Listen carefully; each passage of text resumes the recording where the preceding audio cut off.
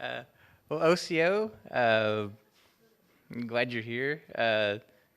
My name is Roy Boney Jr. I'm from the Cherokee Nation, and I'm going to talk about the history of the Cherokee syllabary from handwriting to the modern day era with with computers and smartphones and that kind of thing.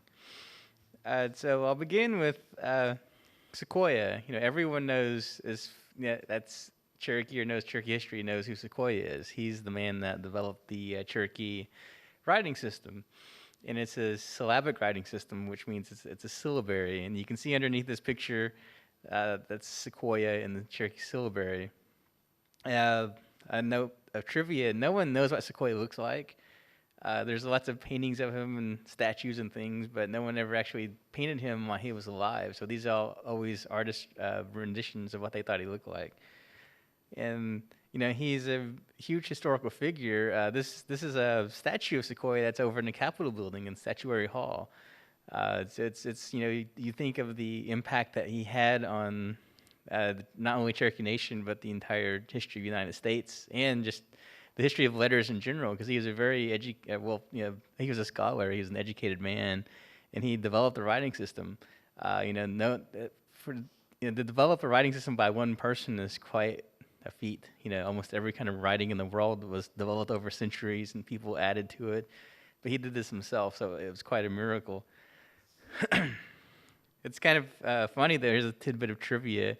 This is at the base of the statue that's in the Capitol, and they misspelled his name in Cherokee. It's kind of here it says Sequoyee, but it's just kind of Cherokee is a difficult language to learn because it's on top of how the structure is. The syllabary is quite daunting to some people because there's 85 syllables in it now.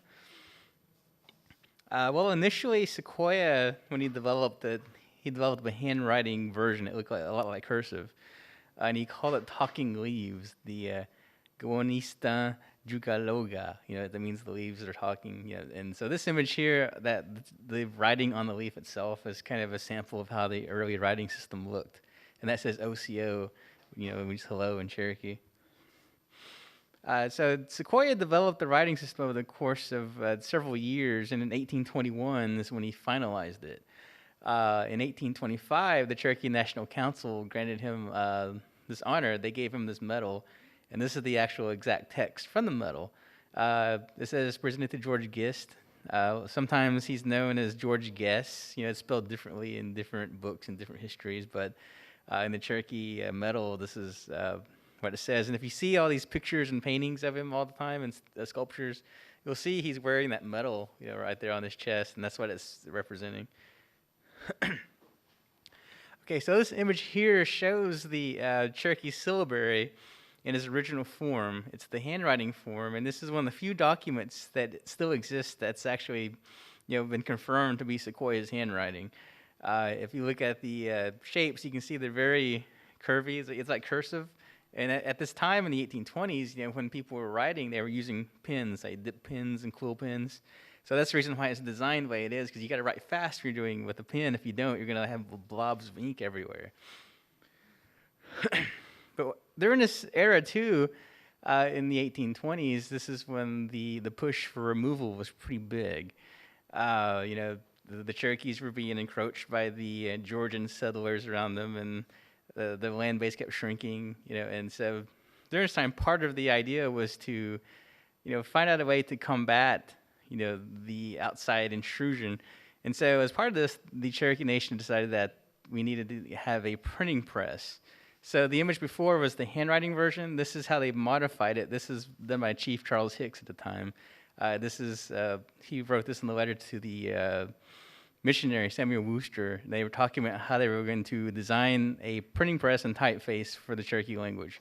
So they went from that cursive to this, and the reason being is if you've ever seen a printing press and the little type that they use to print material, they're real small, and this was lead-based or metal-based type at the time. Someone had to carve that really, swirling figure out of that metal, and that's really difficult to do. So they modified it. They simplified it some to keep, to make for the new technology, basically, for the printing press. And you can see that's the O syllable there, or sound, the vowel sound in Cherokee. So in 1827, well, this image here shows that in 1827, the very first instance of printed Cherokee. This was in a newsletter from the American missionaries, and this is the first 5 lines of Genesis. And then a couple months later, in 1828, in February, the first issue of the Cherokee Phoenix was published. And this is part of the effort, like I mentioned, the Cherokees trying to fight back against removal and the politics and getting out the word that, we're here as a people. What's happening to us isn't just. So it was printed in English and Cherokee. It was the very first Native American newspaper to ever be published, and it has a very storied history. It started in 1828, and it ceased publication in 1834, at least the first round, due to the mounting pressure from the Georgians and financial difficulties. But it's still being published today, too, so you get this quite a resilient publication. This image here, I like to show this because when you study the syllabary, the history of it anyway, you'll see it started off, there's quite a lot of them. And one of them that causes confusion sometimes is the Doe character. It looks, in this sample here, it looks like an A. It's like this, but it has no crossbar. This right here. In the first few years of the printing of Cherokee, the Doe was like that. The modern version was reversed up like this. So if you see in this sample here, it's right side up. That's the modern version of the Doe, and this it changed right after the Phoenix ceased publication in 1834. Samuel Worcester, he was the missionary that worked with the Cherokees to help develop getting the type made from the foundry in Boston. In 1836, he moved to Indian Territory and he established a press there. And when he established a press, he had to order a new type because the Georgia Guard actually dismantled the original press, and they threw away the type. They threw it down a well. And actually, there's a gentleman named Mr. Brandon that recently, a few years ago, excavated some of that original type and actually made some prints out of it. At the time, Worcester, he had to order new type, and when he did this, there was a note he sent to the missionary board saying that there are some characters that resembled others, and for legibility, they decided to flip it back, this way, and that's how that kind of occurred. There's a lot of people that they theorize that in Cherokee there's a doe sound and a toe sound, and they would use that to differentiate between the two. But as far as people I've spoken with, many speakers, scholars, no one seems to see. There's no evidence of that. But in modern times, some people do use it for that purpose, but it's not quite that common. And this is from a column in the Cherokee Phoenix talking about the syllable that was omitted from the Cherokee syllabary, in which we have 85 characters.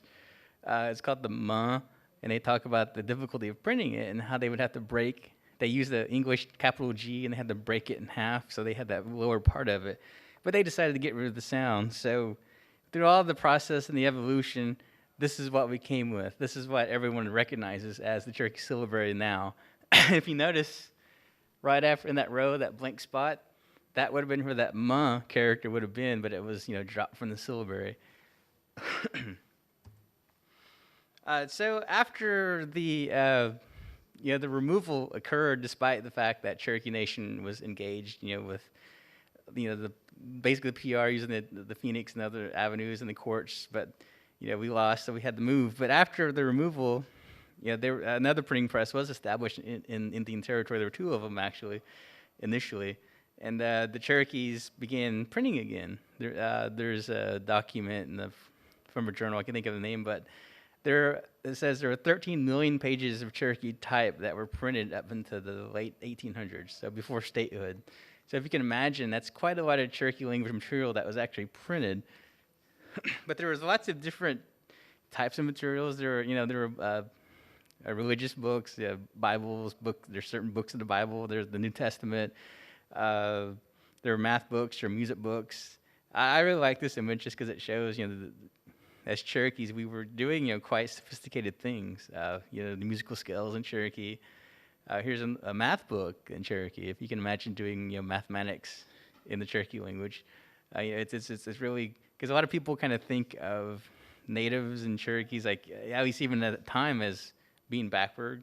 or being, like stuck in the past and history and not sophisticated. But we were as smart as anyone else, and we still had these systems of knowledge that we used. So a bit late, as part of that idea, the Cherokee Nation developed the seminary schools. This image shows a newsletter from one of the seminaries, the female seminary, and they published this newsletter called the Cherokee Rosebuds. It was by the students there, and it was the girls, and they wrote original poetry and prose in Cherokee. So it's really great to think about. And this is 1854. You can see we're still printing and creating content. Here's an image from Abraham Lincoln to the Cherokee Nation in 1863. So the language itself was used in official communication as well, not only among Cherokee Nation, but between Washington and the Cherokee Nation back and forth. A little bit later, I like to show this because it does show that the Cherokee Nation and Cherokees were engaged in lots of intellectual pursuits. Around 1890, William Eubanks was a Cherokee. He was a writer, a philosopher, many things, but he developed a version of Cherokee shorthand. And the reason why this was made is in this era too, like in the court system, the testimony of Cherokees, was not held in the same esteem as a white person. And so Mr. Eubanks decided, we need better representation in the court system, and we need, there's a lot of Cherokee speakers, that were in lawsuits and cases, various things. And so he decided to, devise this way to record what people were saying, to report on it. It never quite caught on like he wished, but I think it's a really interesting bit of history to see that this is something that, people were engaged in. And again, these are just more samples of the printing. This is, I believe this is the Constitution, and the Cherokee Nation printed the various laws of the Cherokee Nation in Cherokee. There's a big volume of books, that collects all of these, and it's really quite fascinating to look at. But, when you think about writing, writing is a form of technology, and the printing press was a form of technology, and in that era, that was a pretty major form of, mass communication. But along a bit later, the telephone was something new that came along. So the Cherokee Nation had the very first telephone line west of the Mississippi River. And the funny story about this is they went to the National Council for Cherokee Nation, and they asked if we could get a telephone. And then the council was kind of unsure of this, right? Well, why do we need a telephone? So as a test, they ran a telephone line from Tahlequah, which is in modern-day Oklahoma, to a town nearby called Fort Gibson, which is about 15, 20 miles away. And at this time, well, now there's a highway between there, but at this time, if you can imagine, they had to run the phone line through the trees. And so they set up this really, kind of, really rough system of wires and stuff, and they did this test. So they had one man in Fort Gibson and one man in Tahlequah, and they spoke to each other over the telephone. And so they proved it worked, and they went back to the council, and the council asked, well, do we need this? And they said yes. And the council asked why, and the reply was, well, it speaks in Cherokee. So the reason that the Cherokee Nation took this, because it was technology that let people communicate in the language. That was very important then as now. And I like to show this slide because it shows how proud people were of this. This was a newspaper that came out just right after that called the Tahlequah Telephone. So it shows the source of pride that people had for the language, and this, or not the language, but just the adoption of technology and this thing, that we were a forward-thinking people. So other papers were published. This is the Cherokee Advocate. They had, like any other era, there were different publications and different opinions, and people would publish their own things. And there's a very spirited debate politically back and forth. And this is just a sample that, it was very alive. If you imagine this time, there's quite a lot of, Cherokee speakers and content and being produced. Is like a really, my imagination really kind of gets, pumped up about thinking about this.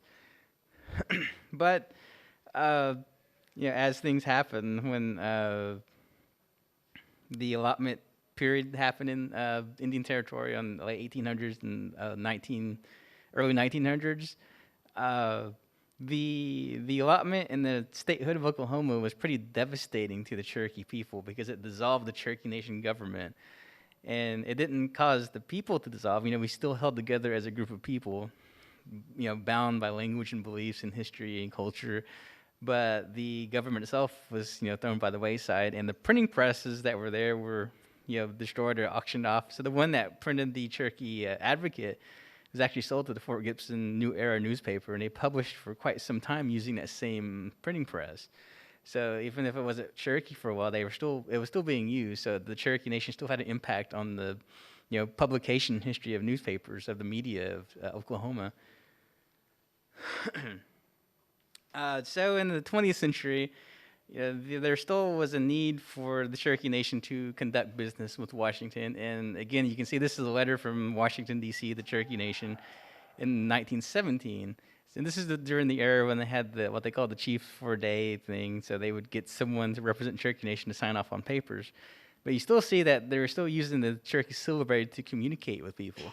Again, showing the importance of the language to us as a people, and the federal government recognized its importance as well, that we need to talk to them in their own language, so we can get some understanding here.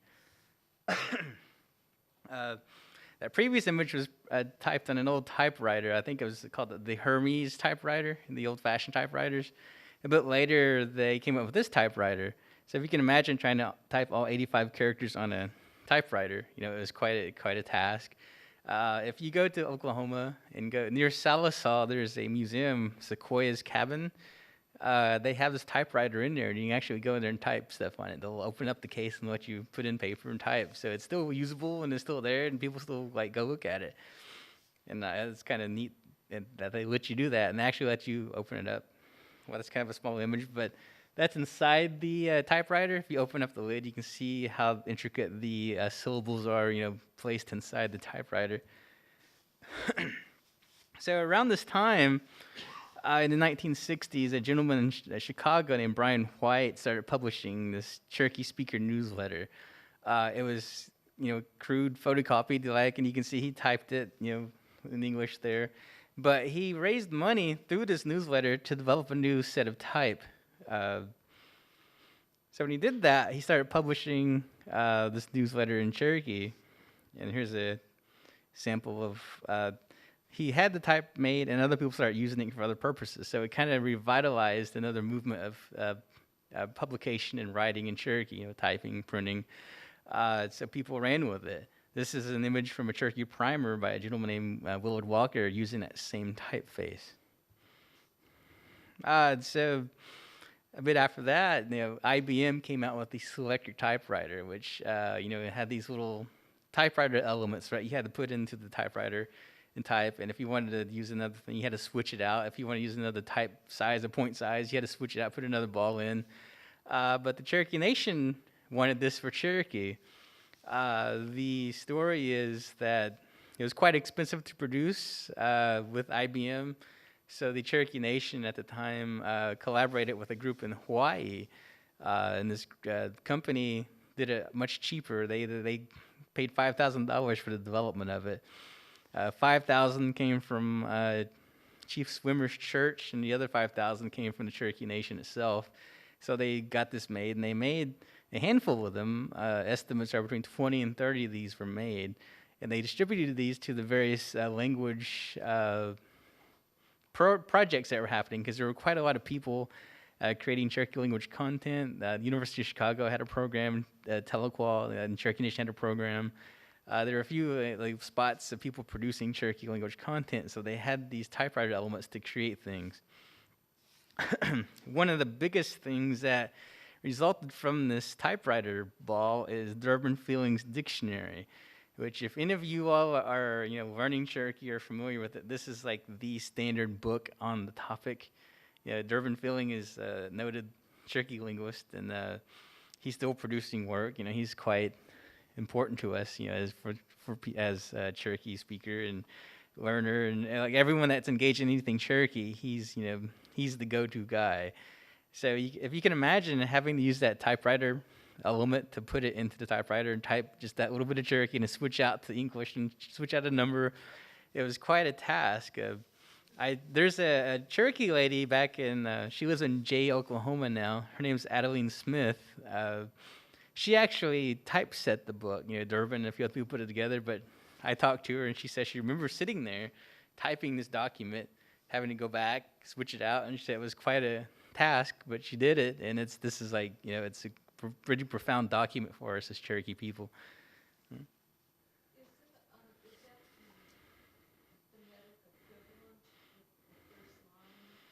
Yes, with the little numbers in it and stuff too. Yeah, that's the phonetic equivalent, and the numbers represent the tonal sound of it. And so I said it was quite a task, and fortunately, if not for this, we might not have this. And like I said, we owe Durbin quite a debt of gratitude for his work. Here's another book by Dr. Howard Meredith, The Cherokee Vision of Elohi, that was typed in this with this as well. So there were quite a lot of major documents in Cherokee history that were printed with it at this time. Around this time too, this is an image from Hermann Zopf. Hermann Zopf is a German typographer, and if you use a computer now, you're more than likely using some fonts that this guy has made. But back in the early 1976, a company called Apple was just now beginning, and Steve Jobs was very interested in calligraphy and writing systems and that type of thing. So he commissioned Hermann Zopf to design a Cherokee typeface. You can see here's a sketch for that in progress. It was never completed, but you'll see how this plays a bit later. But it was neat to think that even then, the technology world was looking at the Cherokee language of like, well, that's very unique. What can we do with it? Again, well, here's a picture of Durbin from the mid 80s. Durbin, I keep mentioning, but he did quite a lot for us. So around this time, he worked with a group out in Louisiana, a law firm actually, but they developed the very first computer word processing software for Cherokee. It's quite interesting to think, Durbin was quite forward-looking to say, hey, we need this. So this image here shows the very first page that they printed or, processed, or however you want to say it, of the Cherokee language using this software. In 1987, they presented this to Chief William Mankiller, and this is from Durbin's files. He was gracious enough to give me a copy of it, and he let me share it. So it's really great to see this piece of history. The Cherokee syllabary, it was processed with a computer, and that was pretty leap forward for the Cherokee people as far as our language goes. And so a bit after this, you can see the computer age is starting to enter in the Cherokee mindset. So we had the word processing software. In the early 90s, a Cherokee man by the name of Franklin McLean worked with Al Webster to develop this Cherokee font. As far as I know, this is the very first, other than the word processing software, this is the first Cherokee language font that was released independently, and you could get it and install it on your computers and that type of thing. It was, if you look at the way it looks, the way it's designed, it's heavily influenced by the typewriter element I showed and various other things. You can see the evolution of the writing system as it's happening over the decades. So what was done before is kind of built on top of it, and it keeps evolving and changing. So a little bit after this, I guess around the same time, this font was developed by Joe Lo Cicero, and he received a grant to develop this. And his work, he was presented to Wilma Mankiller and the United Kituwa Band, and they released this as their own font. But a bit later, the Cherokee Nation took the work and modified it just slightly. So this font here came around the year 2000. And it was called Cherokee. And if anyone has been dealing with the Cherokee language since then has probably used this font or seen it. A large portion of the documents in the Cherokee language were created in this font here. And it had a profound impact upon the creation of Cherokee content, just like the typewriter ball did. This is the same thing. It's another step forward in the evolution of things. And again, if you imagine trying to type Cherokee on this chart here shows where all the keys are and how to access the different characters for the uppercase and the lowercase keys. Which brings me to this. Unicode is very important for anyone that wishes to use technology in your language. If you imagine going to, like another country, like if you go to China and you're going to type in Chinese, there's no font just called Chinese. They don't go to a menu and drop down and select Chinese. They switch their keyboard layout to type in another language. So you do this even if in Europe they may use the Latin text, but they do switch it out to use a different keyboard layout. So every language has to do this. So around the year, in the mid-90s, Durban, again, worked with Dr. Gloria Sly at the Cherokee Nation and a gentleman named Michael Everson to make an application to the Unicode Consortium. And it went through the process, and by the year 2000, they formally adopted the Cherokee Syllabary into the Unicode system, which means that as far as the Cherokee language goes, your computers, your smartphones, your tablets, whatever it is you're using digitally, will recognize that you're typing or writing in the Cherokee language. Just like it knows it's Chinese or Hebrew or Japanese or whatever it is, English, it knows that's Cherokee. So, as things go, the technology took a while to be adopted, but by the year 2003, Apple started including Cherokee font and keyboard layouts on their Mac OS.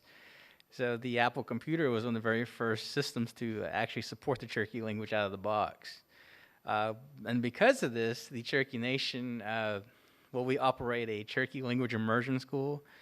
And so we introduced laptops to the students there. All the second graders on up get laptops because these support the Cherokee language so they can do their work in school in the language. And I like this picture because, you see it's a little girl, using this stuff, and it's really great to see. So that led to a partnership with Apple in which, they helped us get the laptops to the students, and we kind of start working together on various things. And as part of this partnership, they put us in contact with Facebook. And I'm sure everyone has a Facebook account, or if you don't, you're aware of it. But they let us begin the localization. It's called the translation of the interface into Cherokee. And what's great about this is if you're a Facebook user, you can join the group and translate, and it's crowdsourced, which means that the community of users can get in there and add their input to it. So if there's something you don't agree with, you can vote it down or vote it up. But it's based. There's only a handful of people working on it now. But if you're out there and you want to join, feel free to join and add your input to it. And that's the way it'll get. It's about 50% complete, the last I checked. But it's quite a task. But it's really cool to see that our language is here, in the modern era. We're still evolving and adapting technology. So just a bit after this, the partnership between Cherokee Nation and Apple resulted in Apple supports the Cherokee language on their mobile devices. So the iPhone, the iPad, the iPod Touch supports the Cherokee language. So if you have an iPhone in your pocket right now, if you go to your system settings, the Cherokee language is on it already. When this released, it immediately put the Cherokee language on several 100 million devices across the world. So the Cherokee language has gone global. It made a huge impact on the language. Personally, at this time in my life when I was working on these projects, I'm still learning Cherokee, but I was, wanting to learn more. And this made it where I started, ever since this came out, every day I've used Cherokee. I get the text, I can write, I can email, I can blog, I can post on Facebook. Every single day I've used my language since. Some people, the older generation, they say they don't need it because they don't. They grew up with it. They have the language. They know what it is. But for someone of my generation or some other people, this is like a major tool that helps us quite a lot. Here's just some screenshots from an iPad showing, in the settings and the general keyboard section. You can see Cherokee languages in the list there. And then the next picture over shows the keyboard on an iPad, an iPhone, similar. You would see the same thing. But I don't know if anyone in here does any kind of computer programming or anything like that. But if you do, the very first application you have to make anytime you're learning a computer language or a code or whatever, they make you make something that makes out the words "Hello World" appear on your screen. That's what that says in Cherokee up in the corner where it says find It says Osio Elohe. That means hello world. So that's kind of like a really bad geeky joke. But it's to me, I think it's neat to see that our language exists in quite a contemporary fashion. As part of this process too, when you're dealing with technology and these devices, they require the locale data be translated. That means times and dates and calendars and that type of information.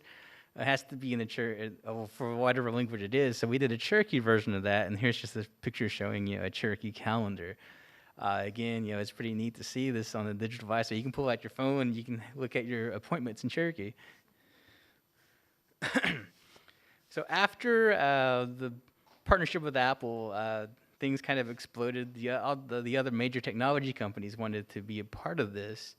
So Google contacted us at Cherokee Nation and said, "What can we do for you?" And obviously, they're known for their search engine. So the first product that we worked with them with was the Google search engine. And so what this does, it allows you to switch the interface language of Google into Cherokee. You can see underneath it says Google Jalagi. If you do it in another language, it'll say like Google German or whatever it is. But we're part of that system as well. What's also neat, I think, is if you see on the screen that little keyboard down there, that's a virtual keyboard that Google developed for the Cherokee language. And when you go and enable your language to Cherokee, that little icon pops up. It was like the keyboard by the search bar, and it'll let you input Cherokee language virtually on any Google web page. And also, Google made the source code for that open source, which means you can take it and you can put it on your own website. So you could have, you can let visitors to your website input in Cherokee. You can make a virtual Cherokee word processor. And again, so if you have a device that doesn't support Cherokee language input, you could actually, use this to maybe type in Cherokee. It requires a font, but that's a whole other topic. But you get the idea that it's a pretty major success for the Cherokee language. So the partnership with that further led to Google releasing Gmail in Cherokee, which was a pretty good thing for us. A lot of universities use Gmail as their email system now. And there's a university in Tahlequah, Northeastern State University, and we have a Cherokee language degree program there. And so some of the students actually access this there and use it as their email. So you can have the Cherokee language, in your email. You can have the interface, the whole thing. So what remained basically out of the big tech world was Microsoft. They're by far still the largest technology software company in the world. So they decided, we had approached them before, and at the time they said, well, we really can't support that because there's not enough people to do this. There's not enough Cherokees to make it viable. But after proving with the success with the other companies, Microsoft changed their mind. So we made a partnership with Microsoft and Cherokee Nation to get Windows 8 in Cherokee. So this is the very first computer operating system that's entirely in the Cherokee language.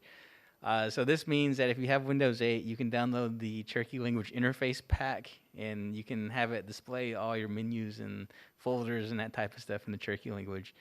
It only works at the system level, so if you install like Photoshop or something won't be in Cherokee, but the main core of Windows will be in the Cherokee language. And this just shows the setting screen on Windows 8 in the Cherokee language. And if you can imagine, we had a team overall of 17 people. Some people dropped out and came in, but it was about 17 people that worked on this total. And it took them, we worked on it about a year, I guess, for Windows 8. And it was quite a task, or it was quite daunting for the translators, because a lot of these translators are elderly people, and they're not very computer savvy. So if you can imagine them trying to translate words like network and protocol, as in regards to technology, it was quite a task. And it was interesting to sit and listen to them discuss how they're going to, translate these things. And as part of this process, Microsoft has developed, in conjunction with the translation department at Cherokee Nation, this font. It's called Gadugi, and if you're familiar with that word, it means working together. Just talking about the idea of community and people bringing each other up and collaborating. And one reason this is, it's just kind of a good word in general, but another reason that this name was chosen for this font is that in the future, for any other native language that will be supported by Microsoft, if they have any special characters that are needed to type their language, that character will be housed in this font. So it's not just for Cherokee people, it's for all tribes or other nations that wish to do this type of process. And a great thing is, a lot of people are learning the language, and if you're learning, especially the technology terms, which a lot of them are really new and complicated, and even some of the speakers are like, they'll have to sit and think about what that's really saying when they look at it. This website here on the Microsoft Language Portal, they put all the technology terms on it. So if you're using Windows 8 and you see a term you don't understand, you can copy and paste it or type it in this website, and it'll pull up and it'll tell you what it means. So it's a really great learning tool, especially as far as technology goes. You can, if you're learning or you're confused, this is there for you. So earlier I mentioned the word localization. People will ask what that is and what it means. Basically, when you're doing this type of work and you're taking like software or products and putting it in another language, you're doing more than translation, because they call it localization because you're making it local for your user base. And this here shows in Microsoft Word, the settings for the indentions and line spacing and that type of thing. And so if you imagine, every bit of this had to be translated into Cherokee, and I think it's just kind of neat to see it in context. As part of this process too, again, like I mentioned, new terms had to be made, new ideas and new ways to express things in the computer world. Like the word for email is Anagalis Goela. It means lightning paper. And when I talk about the idea of localizing things, some people in Cherokee would talk about making a phone call, and they'll use the word lightning to talk about, like a lightning talk or lightning call. So they're taking that idea of another technology. We saw that earlier with the old telephone, that Cherokee Nation had back in the 1800s. It's still kind of resonating today. My favorite is for junk mail.